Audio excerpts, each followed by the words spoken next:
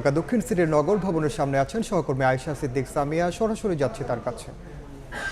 কিন্তু চলছে নগর ভবনের সামনে এই গণ অবস্থান কর্মসূচি। আজকে আমরা দেখেছি নগর ভবনের সামনে যথারীতি আসলে কর্মসূচি অনুযায়ী তাদের ব্লকের কর্মসূচি চলছে এবং এর ধারাবাহিকতায় আজকে একটি বিশেষ আকর্ষণ সেটি হচ্ছে এই কনসার্ট।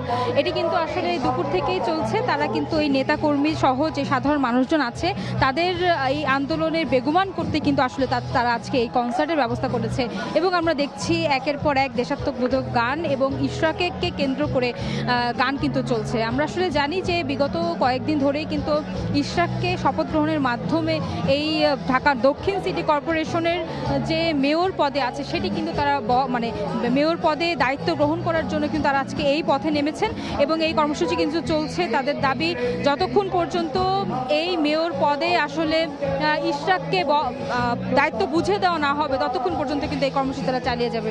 পাশাপাশি আজকে আমরা দেখছি তারা কিন্তু বলছিলেন যে স্থানীয় সরকার আসলে এই শপথ গ্রহণে গড়িমসি করছেন। তার প্রেক্ষিতেই কিন্তু যে আসিফ মাহমুদ সজীব ভুঁইয়া আছেন স্থানীয় সরকার প্রধান, তাকে কিন্তু আসলে পদত্যাগ করার দাবি করছেন এবং সেই স্লোগানই কিন্তু আমরা দেখেছি সকাল থেকে এই রাজপথ নগর ভবনের আশেপাশে যে সড়ক রয়েছে তা সেখানে কিন্তু উত্তাল ছিল। আমরা দেখেছি যে এই অবস্থান কর্মসূচির জন্য যেমন স্বাভাবিক কার্যক্রম রয়েছে নগর ভবনে সেটি ব্যাহত হচ্ছে, পাশাপাশি কিন্তু আমরা দেখেছি আশেপাশে যে সড়কগুলি রয়েছে সেই সড়কের যান চলাচল প্রায় স্থবির হয়ে রয়েছিল এবং সেই প্রেক্ষিতে কিন্তু অনেক গুরুত্বপূর্ণ যান চলাচল কিন্তু আসলে এই রাস্তা দিয়ে এই সড়কটি দিয়ে যাতায়াত করতে পারেনি, ভিন্ন একটি সড়কে কিন্তু তাদেরকে যেতে হয়েছিল।